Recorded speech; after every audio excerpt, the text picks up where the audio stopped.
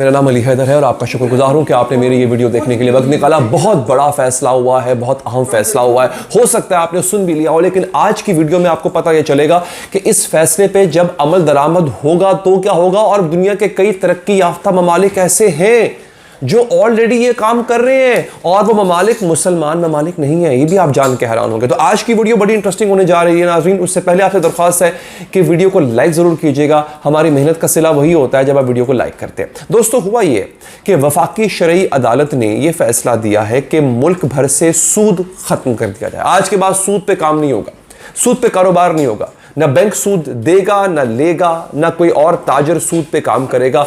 Interest सूद ये ख़त्म कर दिया जाए। जमात इस्लामी ये पिटीशन लेके गई थी, कई साल पहले ये पिटीशन लेके गई थी। बिलाखिर उनकी इस पिटीशन पे, उनकी इस दरख्वास्त पे वफाकी शरई अदालत ने फैसला दे दिया है। अब नाज़रीन सूरत हाल ये है, आप सोच रहे होंगे कि जब अचानक से पूरे मुल्क में सूद ख़त्म हो जाएगा तो फिर हम क्या करेंगे, फिर हमारा बैंकिंग का निज़ाम कैसे चलेगा, हमारा कारोबार कैसे चलेगा। हमने जो दीगर ममालिक से कर्ज लिया हुआ है नाजरीन, उसका क्या होगा। IMF का कर्ज उतारना है, आपको पता है IMF का कर्ज हम नहीं उतार सके, हम सिर्फ सूद की किस्तें अदा कर रहे हैं। आज तक इन 70-72 सालों में IMF का कर्ज हम उतार नहीं सके। तो ये सब कुछ होगा क्या, पूरी दुनिया सूद पे चल रही है। अगर हम सूद को छोड़ देंगे, इस लानत को छोड़ देंगे तो हमारा क्या होगा। सबसे पहले तो मैं आपको ये बता दूं, आका सल्लल्लाहु अलैहि वसल्लम का हुक्म, अल्लाह की शरीयत, अल्लाह का कुरान में हुक्म, उससे बड़ी कोई चीज़ हो नहीं सकती। अल्लाह फरमाता है कुरान में, आका ने हम तक पहुंचाया है कि सूद खाने वाला जो है वो ऐसा ही है जैसे मुझसे और मेरे रसूल से जंग कर रहा हूँ। ये आयत का मफहूम है, अगर मैं गलत नहीं हूँ तो तस्सीह फरमाइएगा। मैं इसका मफहूम बयान कर रहा हूँ कि एग्जैक्ट अल्फाज मुझे याद नहीं है। सूद खोर या सूद देने वाला या सूद पे काम करने वाला शख्स जो है वो अल्लाह और उसके रसूल से खुली जंग कर रहा है। तो इससे बढ़ के हमारे लिए कोई और हुक्म हो नहीं सकता। अफसोस कि हमें 70 साल लगे ये समझने में और अब जाके ये फैसला आ चुका हुआ है। अब मैं आपको बताता हूं होगा क्या नाज़रीन। होगा ये कि आपके बैंकों को सूद ख़त्म करना पड़ेगा। जो कर्ज दिया जाता है सूद पे उसको सिफर करना पड़ेगा। आप सोच रहे हैं ये किस तरह पॉसिबल है, मैं आपको बताता हूं ये कैसे पॉसिबल है। आपको पता है इस वक्त अमेरिका जैसी बड़ी रियासत, अमेरिका जो कैपिटलिज्म का प्यो है, मैं उसको सादा अल्फाज में अगर यूं कहूं बाप माना जाता है, वहां पे इस वक्त इंटरेस्ट रेट 0 है, सिफर। शरह सूद जिसे कहते हैं सिफर है, ठीक है जी। अच्छा, हमारे यहाँ अभी भी डबल डिजिट में है। डॉक्टर साहब ऐसे ही है सर, मैं गलत नहीं हूं तो शरह सूद हमारे यहाँ अब अभी डबल डिजिट में है जी, 10 से ऊपर है हमारी शरह सूद।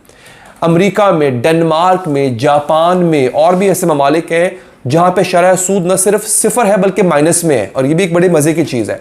ये कोविड जो अभी हाल ही में कोविड आया है उसके बाद नाजरीन शरह सूद को अमेरिका में सिफर इसलिए किया गया क्योंकि उन्होंने देखा कि फिलहाल इकोनॉमी का जो बेड़ा गर्क हो चुका हुआ है, लोग सूद की रकम अदा नहीं कर सकते। लोगों ने कर्जे लिए हुए हैं, बैंकों से कर्जे उठाए हुए हैं, मॉर्गेजेस उठाई हुई हैं, तो वो सूद अदा नहीं कर पाएंगे। अपनी इकोनॉमी को सहारा देने के लिए उनको सूद से जान छुड़ाना पड़ी।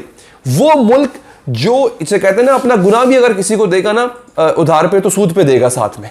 ये वो मुल्क है जिसको अब जाके समझ आई, हमारे आका ने अगर हमें एक माशी निज़ाम दिया, इकोनॉमिक सिस्टम अगर हमारे आका सल्लल्लाहु अलैहि वसल्लम ने दिया है तो किसी वजह से दिया था ना। इसमें अगर सूद होगा तो बरकत नहीं रहेगी, इसमें सूद होगा तो खुशहाली नहीं रहेगी। तो लिहाजा सूद को अमेरिका को भी खत्म करना पड़ा, सिफर पे आना पड़ा। अब मेरे सामने इस वक्त जापान की मिसाल है। एबेनॉमिक्स जो है ना, जो उनके शिंजो एबे, उनके जो सदर हैं जापान के, उनका ये फॉर्मूला था जिसको बाद में एबेनॉमिक्स का नाम दिया गया। उन्होंने किया ये नाजरीन अपने बैंकों में। जापान ने क्या किया, जापान ने शरह सूद या इंटरेस्ट रेट या सूद जिसे कहते हैं उसको मनफी में ले गया। अब मैं आपको बात बताता हूं, देखिए होता क्या है। बैंकों ने फॉर एग्जांपल हमारे बैंक ने, हमारे स्टेट बैंक ने शरह सूद मुकर्रर की हुई है जो है तकरीबन इस वक्त, अल्लाह भला करे, आपका 10 या 11%, ठीक है जी। इसका मतलब है कि बैंक अगर आपको कर्जा देगा, कोई भी बैंक अगर आपको कर्जा देगा तो 10 या 11% सूद पे कर्जा देगा। आप किसी को देंगे 10 या 11% सूद पे कर्जा देंगे, मतलब कर्जा लेंगे कर्जा देंगे, आप सूद पे कर्जा लेंगे और कर्जा देंगे, ठीक है जी। ये सूरत हाल है। अच्छा, अब जब जापान ने अपने स्टेट बैंक को कहा कि शरह सूद को सिफर पे ले जाओ और सिफर के बाद मनफी पे ले जाओ, तो इसका फायदा क्या हुआ। हुआ ये दोस्तों कि जब आप शरह सूद मनफी पे ले जाते हैं तो बैंक में पैसे रखवाने पे बैंक आपको इंटरेस्ट नहीं देता। हमारे यहां क्या होता है जी, बैंक में आपके पास पैसे आ गए, बैंक में रखवा दो और सूद खाते रहो उसका। उस पैसे का सिर्फ आपको फायदा हो रहा है, आपकी इकोनॉमी को फायदा नहीं हो रहा, कोई और फायदा नहीं हो रहा उस चीज का। अच्छा, हुआ क्या कि जब उन्होंने कहा कि आप शरह सूद को सिफर पे माइनस में ले जाओ, मनफी पे ले जाओ, तो फिर बैंकों को पैसे देना पड़े कस्टमर को कि हमारा पैसा रख लो।